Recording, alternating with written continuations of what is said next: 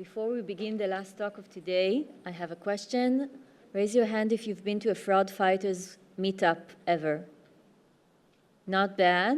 All of you who have raised your hand, you have Oren Karmi to thank, so this is a good opportunity to invite the phenomenal founder and leader of the Fraud Fighters Meetup series and community to the stage.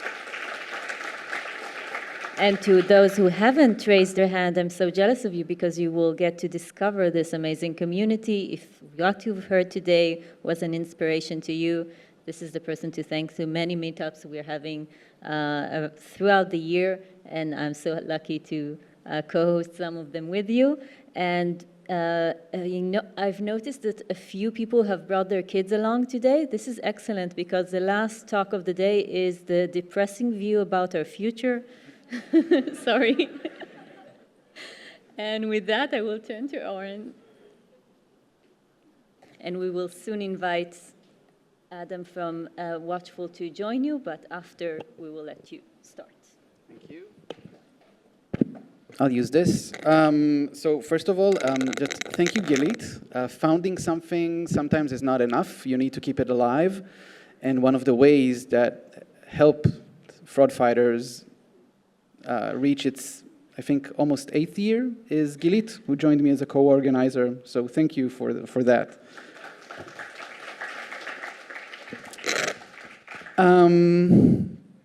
So this talk started about 2 years ago. My daughter, Shira, who was 8 at the time, approached me all excited and said, Dad, I found someone on TikTok who's giving away 3 Robux. Now, what is Robux? Robux is the in-game currency of a game called Roblox.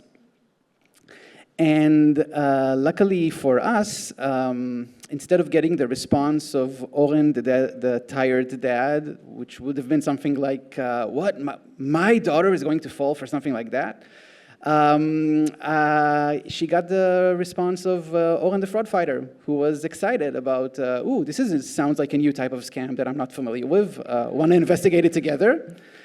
And that led to this, which was me and her giving a talk about this subject, which was fun. Because please raise your hand. I mean, you're all fraud professionals, but how much have you heard about fraud that's targeting our kids?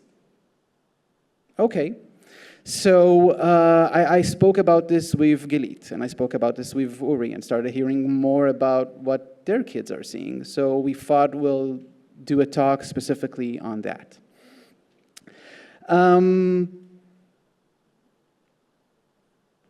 So a lot of games have in-game currencies. Roblox in-game currency is Robux, Fortnite is V-Bucks.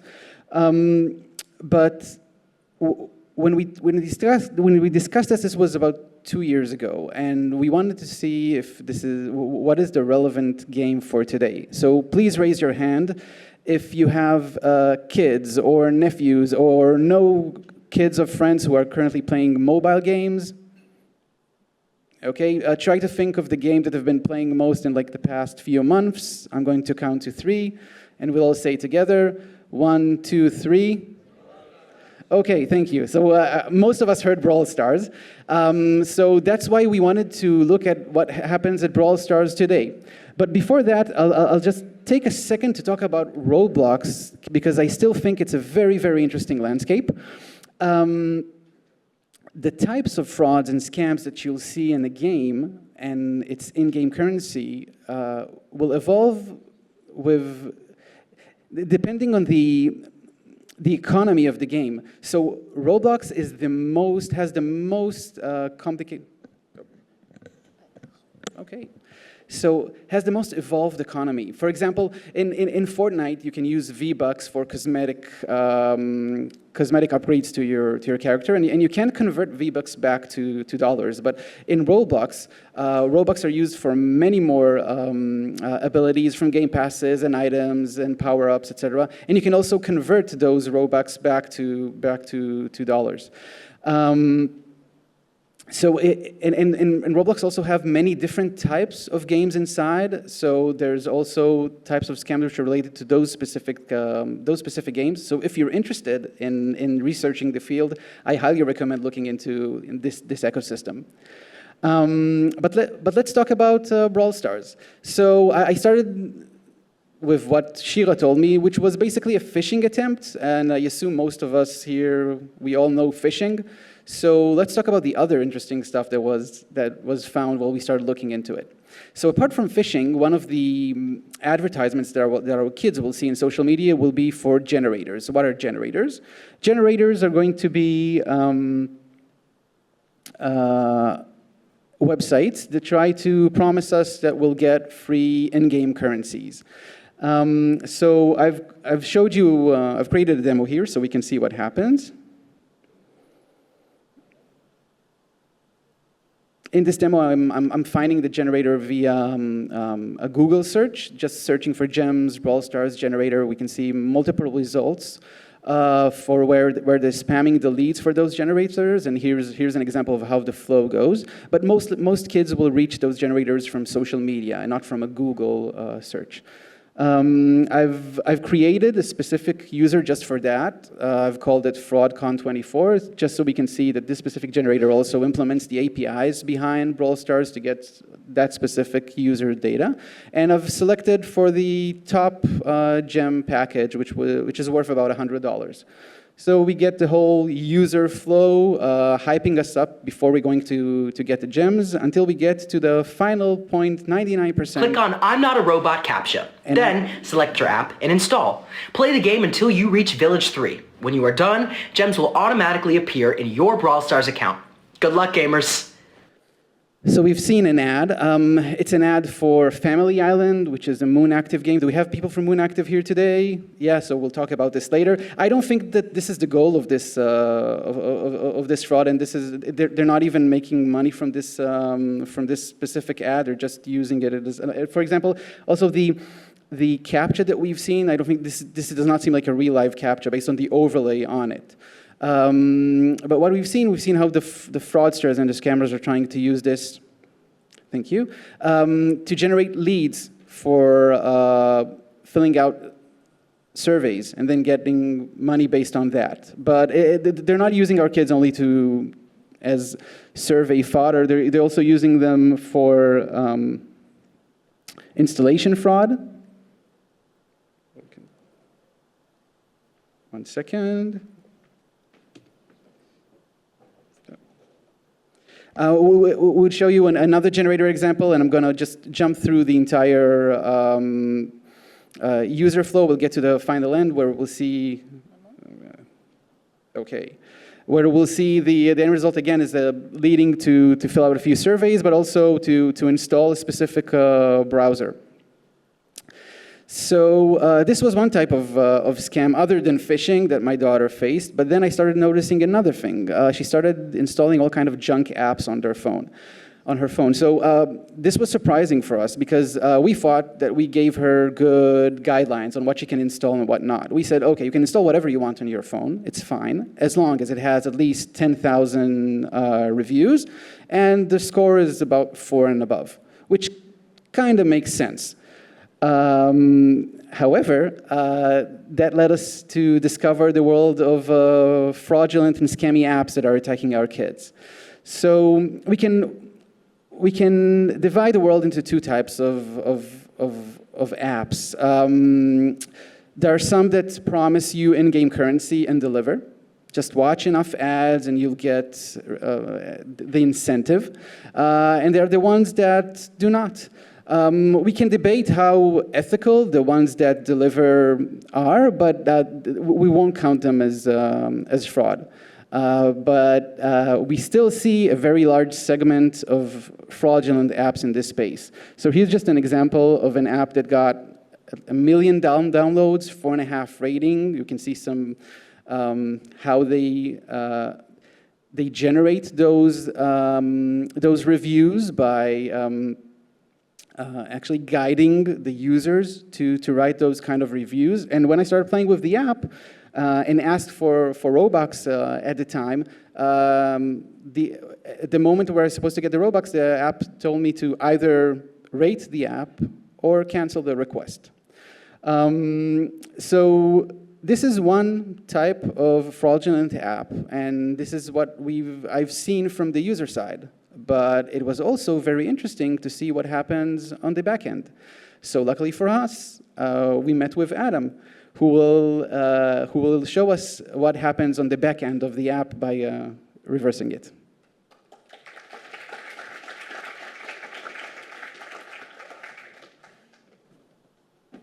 All right. Hey everyone. Better than Oren. Can you hear me? Yes, yes? All right. This works. Okay, great. Thank you so much, Oren. When I heard about all of this, when I heard about the new type of fraud, when I heard about fraudster targeting our kids, I was very curious to see. I was really curious to learn what's the story behind these apps. How do they actually work? So I'm going to talk about how do they actually hide, what's their story, what are they telling the stores, what are they telling the kids. I'm going to talk about what's the business impact, how much they actually achieve. And in the end, I'm going to get to how we can actually detect these at scale. So I'm going to focus on these three apps. These are QR scanners, what they have to do with kids. So you look at these QR scanners, and they have these developers about few millions of installs per app. Each app is like specific to that developer. So that developer has only one app on the store. And when you look at its reviews, it's telling you about how it's handling QRs and doing all of this amazing work. Now, if I go back, these are millions of installs. So I was curious, all right, let's see, why are all these kids downloading these? Apparently, they're advertised to kids, and when you open them, this is the first screen you see. It's telling you, okay, let's see, to handle the QR, let's choose which game you want to work with. When you end up choosing Brawl Stars, like Oren said, what ends up happening is they promise you these rewards, and they tell you, okay, if you just watch enough ads, if you just see enough, in the end, you're going to get this currency, you're going to get the promised gems for your game. And so I was curious, so I looked into it. And I opened up the code, and I was seeing, okay, what happens? Let's say I actually end up to the point, and I get to the point where I can open the app and I can redeem the gems. What happens? They're developed in this framework called Flutter. This is a legitimate framework, but just makes the code very hard to look at. If it's typically supposed to look like this, it looks like this. So I use this framework called Flutter to open it up, and what ends up happening once we zoom down at this specific section, you see this circle. Now, this looks like some control flow thing. I'll actually get to why this is actually really devious and targeting at kids. So if you look, what the fraudster is trying to do, they're trying to keep you on the left side. There's this loop here. It's loading an ad. It's promising this user, the kid, okay, if you just watch this one ad or a few more ads, we'll let you to redeem your gems. After the ad is shown, it's showing this error message at number 8 saying, hey, actually there was some error. It's generating a random error. And it's telling the kid, all right, if you just watch this one more ad, eventually you'll get out of this loop. Eventually you get to rewards. The rewards are not here. Rewards are also not on the right side. The right side is just handling errors. So what happens is the kids are stuck in this loop. And they can be stuck in this loop for hours. And there's nothing there. And I was curious, okay, how much time, how much money, how much is this impacting our kids and their lives? So I found a few ways to measure this. There's this header called XCPM and other headers telling you how much money was paid for the ad that you're seeing. There's backend IDs for each ad that is loaded, so the app is showing. And there's other metrics, and if I look at these 3 QR apps from the start, only these 3 that present themselves as QR and just show kids ads over and over and over again with no way out, huge impact. So just these 3 apps, we're talking about over 100 million incentivized ads per month. We're talking about thousands of wasted human hours. Kids are just watching ads on repeat, never getting anything in return. And if I try to look at this at scale, if I use Frida, if I use data analysis, if I use tools people here are very familiar with, I just, with a very quick search, found about 40 of these. So just those, big numbers. Very, very sad story, area that was not properly handled. So yeah, this is just the impact if we're talking about advertising as a whole. So if I take this number that I extrapolated earlier, okay, we see that about 2% of Roblox users have at least 2% have some sort of a fraudulent app on their device. These are kids. If we extrapolated this whole advertising industry, very sad numbers. And what's even more, it is not just advertising. So Oren talked earlier about phishing, about scamming.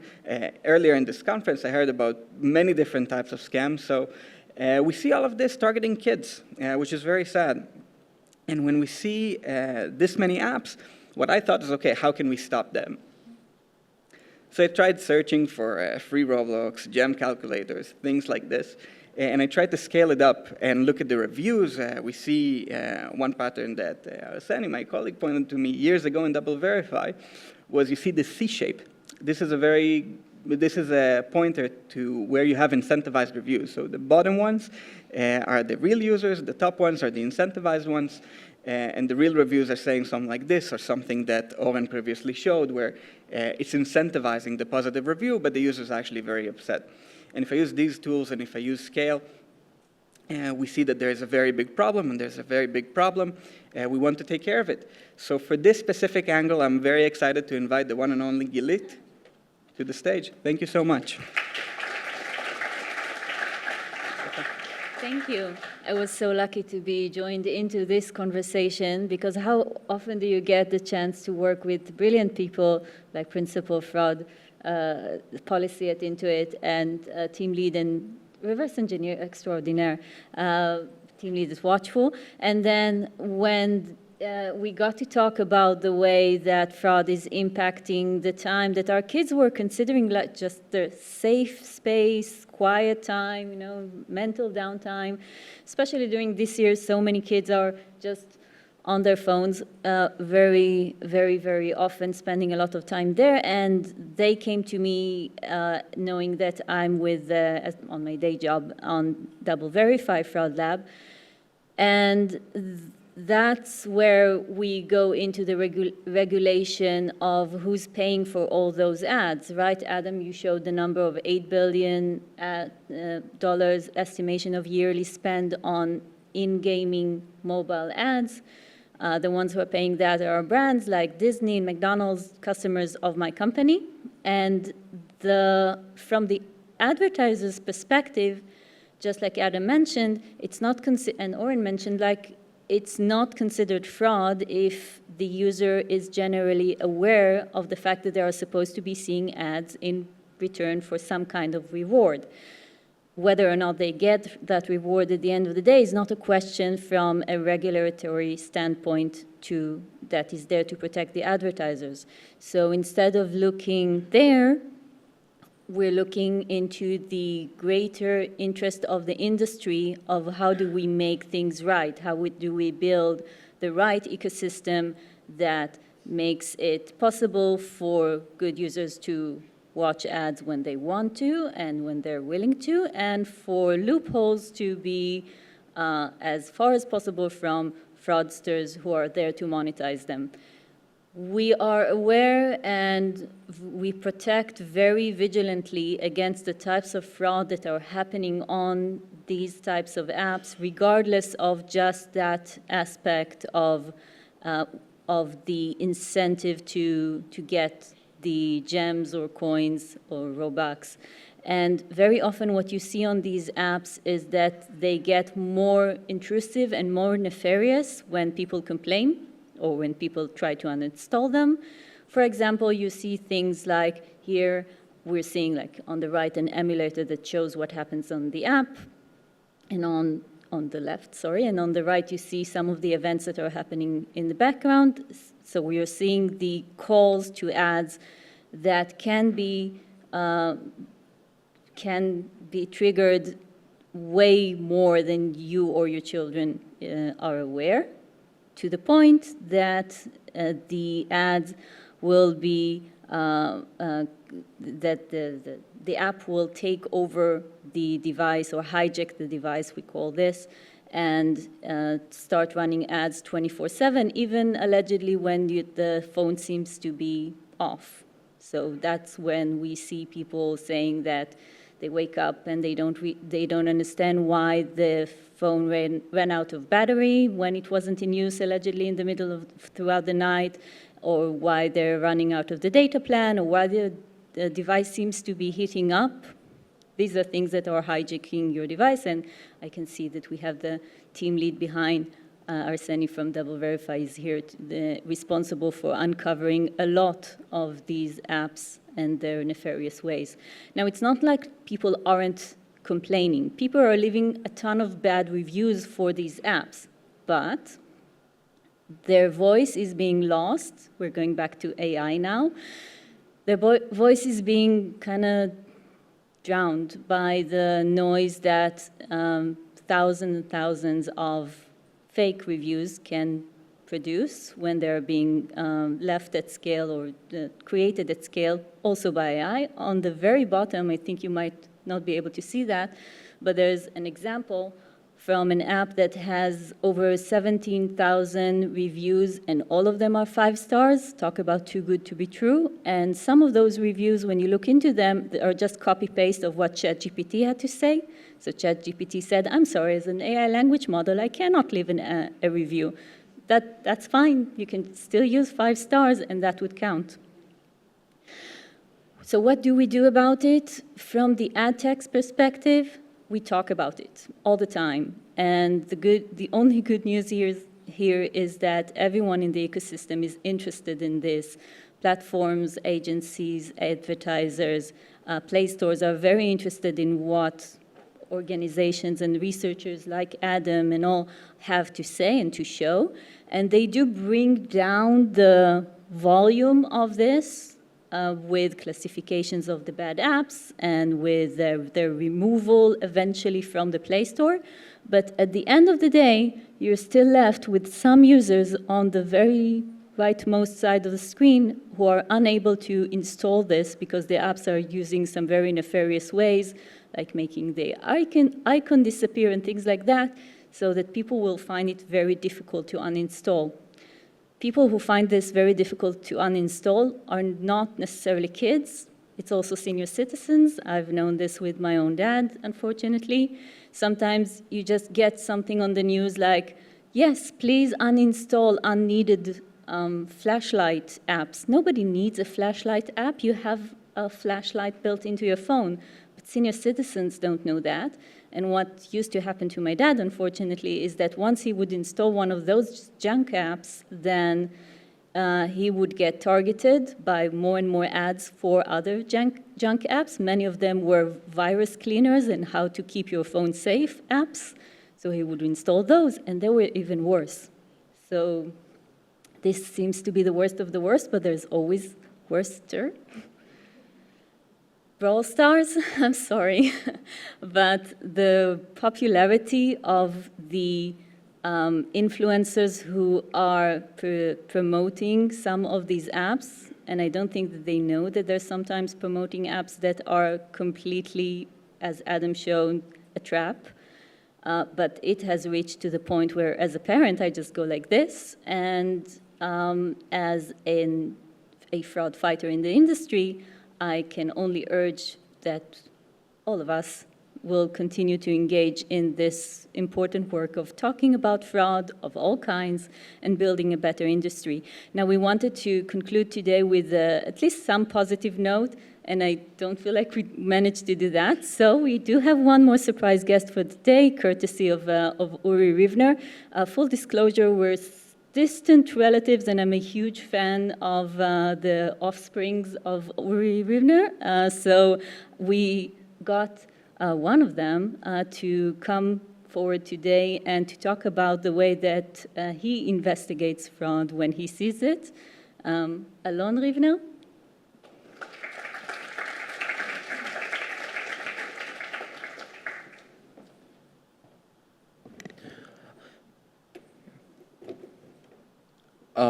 Hi everybody, I'm Alon, Yuri's son. Show hands if you've ever used the Discord app. Okay, so one day I got back from school, opened my phone and saw a notification that someone DM'd me on Discord and introduced himself as a game producer to a game called Silt. And they asked for me to review the game before it's released. So they sent me a link to their website where you can download where they downloaded the beta version, just to give a little feedback on how the game runs and how does it look, and if it needs a few modifications. So it looked a bit suspicious to me, so I went ahead and checked the Steam app. The game is a real game. You can see it releases on the spring of 2022. When I got the message, it was March, and it was supposed to release on June. So I went ahead and checked in another service that is called VirusTotal. It's a service, it's an online website where you can paste a URL or a file, and it checks with about 90 antiviruses services and flags that flag the malicious hardware, and shows you how many of them flag the hardware or the link as a malicious link. It went ahead and scanned it. It was clear, 0 out of 90. So I went ahead and checked Wikipedia. Wikipedia also showed it's supposed to be released in a matter of three months. So I went ahead, clicked and downloaded the game, opened it, and of course nothing happened. And in a matter of few hours, my email started to be bombarded with messages from Amazon. Now, I was 14 at that time. Obviously, didn't have a credit card or a bank account.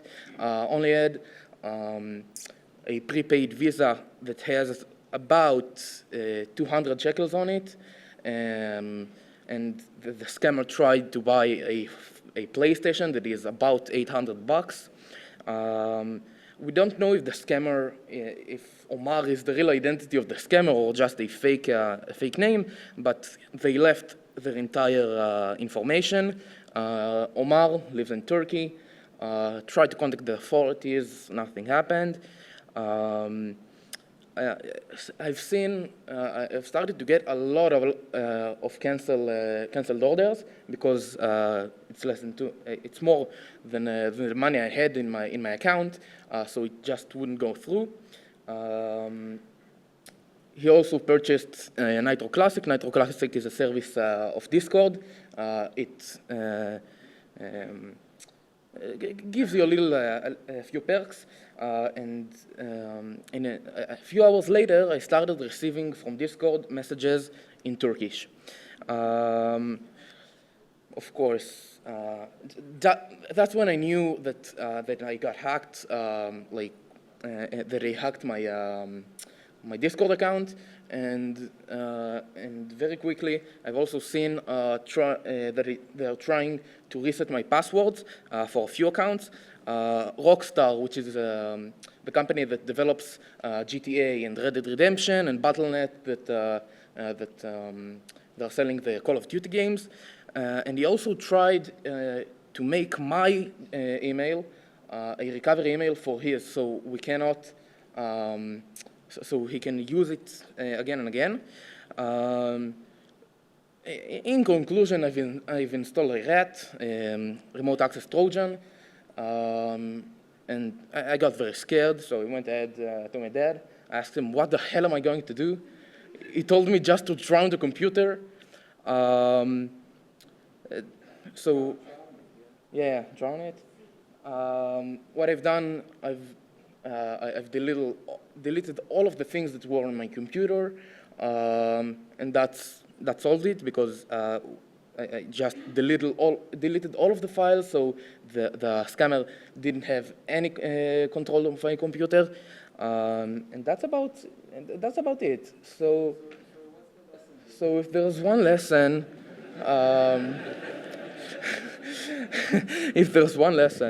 if something seems too good to be true, do not trust it. If something seems a bit non-formal, do not trust it.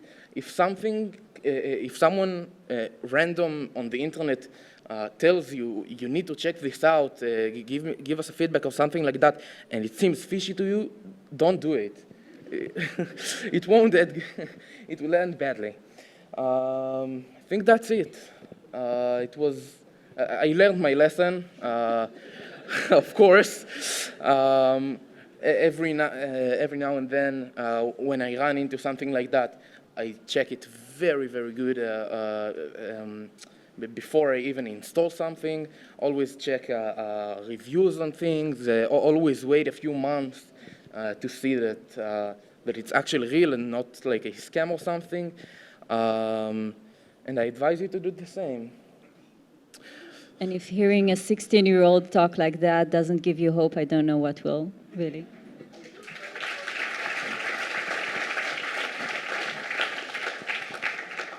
Just maybe you could explain, your credit card was attached, that's how it got the number. I'm just trying to figure out how it was able to get your credit card info. Okay, so my credit card was loaded on my Amazon account, and that's how we got access to it. It was also loaded on my Discord account, that's how we purchased that. And when he had access to my Google account, he had the access to all of my passwords, my credit card, and everything. So basically, the app that was downloaded was a remote access tool. Once you have remote access and the computer is connected to the internet, you're now inside a computer. And as long as you don't need to authenticate yourself to a service, if it's just opened, in the browser, you can just go in and start doing stuff and change accounts and do whatever. That's remote access. Yeah, so since then, every new account that I open, every new app that I install, I'm activating a 2FA, two-factor authentication.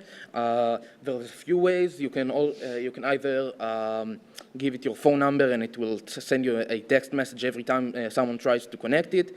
You can install an authenticator. There's a Google authenticator that gives you a random 6-number code every few seconds. There's a lot of ways to prevent it, but yeah, that's the security measures. And common sense, all right? Yeah. Okay, all right, you can come down.